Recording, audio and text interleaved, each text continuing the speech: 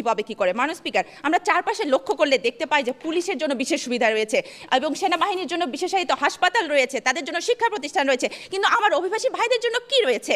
মাননীয় স্পিকার, যারা আরএমজি খাতের পরে সর্বোচ্চ রেমিটেন্স যারা এই দেশের অর্থনীতিকে সুসংহত করেছে, দিনরাত মাথার ঘাম পায়ে ফেলে পরিশ্রম করছে, তাদের জন্য নেই কোনো আবাসন ব্যবস্থা, তাদের আমরা সম্মানিত করার জায়গা পাই না। মাননীয় স্পিকার, যারা এদেশ গঠনে কাজ করছে, প্রতি মাসে যারা শত শত কোটি টাকা পাঠাচ্ছে, তাদের মূল্যায়ন কোথায়?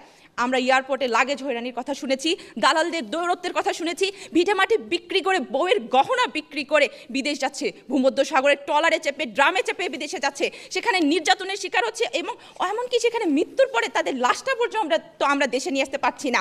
এইসব গল্প আমাদের কাছে বহু পুরনো। মাননীয় স্পিকার, কিন্তু মানুষ হিসাবে, এদেশের অর্থনীতির চালিকা শক্তি হিসেবে তাদের মর্যাদাটা আসলে কোথায়? তাদের মর্যাদা দেওয়ার ব্যাপারে আমরা কতটুকু নিশ্চিত?